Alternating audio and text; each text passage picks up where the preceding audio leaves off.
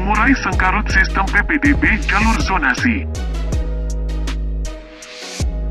Aib Amir namanya tengah menjadi sorotan usai aksinya viral di media sosial.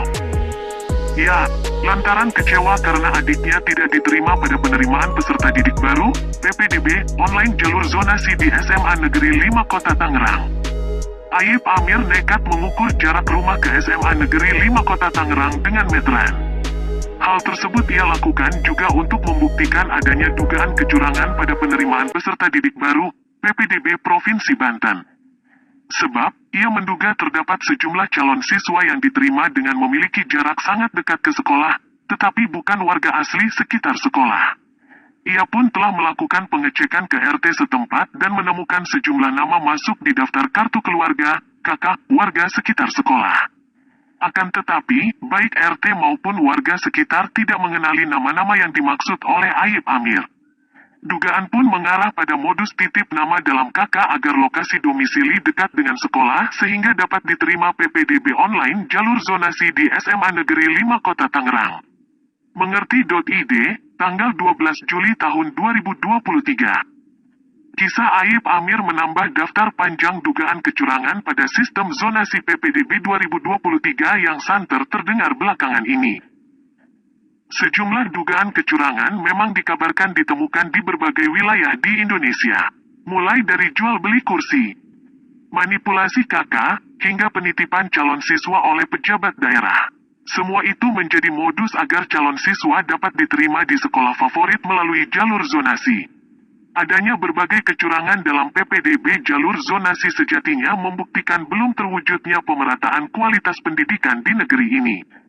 Sistem zonasi PPDB yang digadang-gadang mampu mewujudkan layanan pendidikan yang merata sehingga menghilangkan istilah kasta dan sekolah favorit dalam sistem pendidikan di Indonesia. Nyatanya justru menambah sengkarut problematika pendidikan di negeri ini. Sistem zonasi PPDB nyata membuka ceruk kecurangan karena tidak merata dan minimnya ketersediaan fasilitas pendidikan di sejumlah daerah. Sedangkan jumlah pendudukan usia pelajar jauh lebih banyak.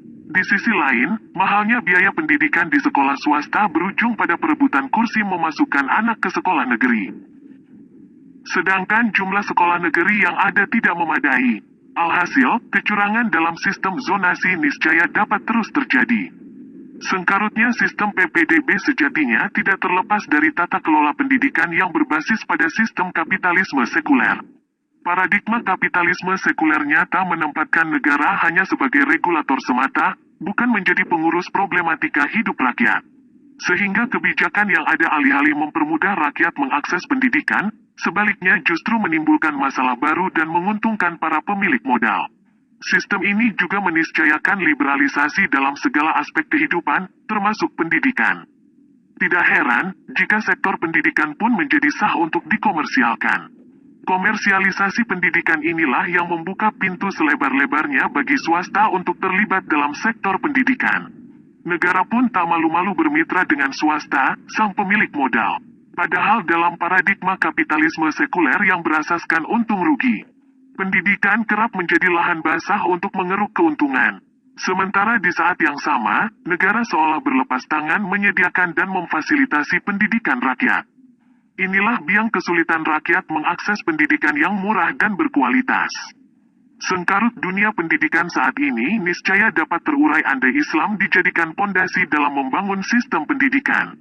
Sebab, dalam pandangan Islam, negara adalah pengatur dan pengurus hajat hidup rakyat. Negara adalah pelayan bagi rakyat untuk menuntaskan segala urusan rakyat, termasuk dalam sektor pendidikan. Pendidikan merupakan aspek vital bagi rakyat yang wajib dipenuhi oleh negara. Oleh karena itu, menjadi tanggung jawab negara untuk menyelenggarakan sistem pendidikan yang berkualitas dan mudah diakses. Menjadi tanggung jawab negara pula untuk menyediakan institusi dan fasilitas pendidikan yang terbaik dan memadai bagi rakyatnya, baik di kota maupun di desa. Sehingga pendidikan dapat dikecap secara merata oleh seluruh warga negara.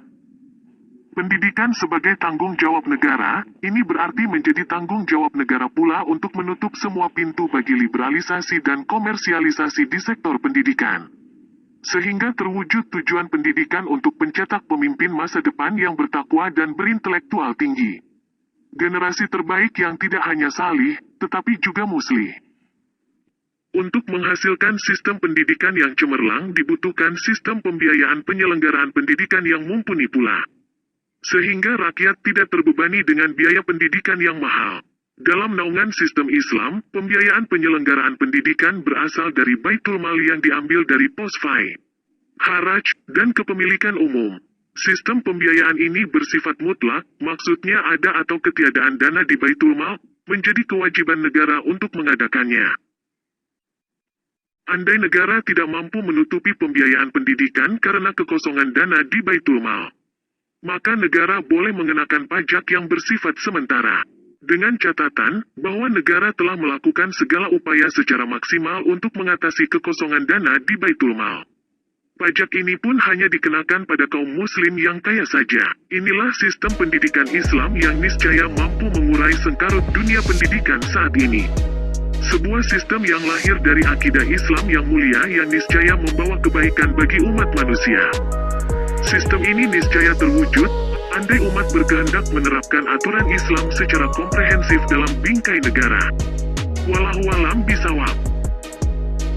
Janatun Naflah, praktisi pendidikan. Sumber suara Islam.id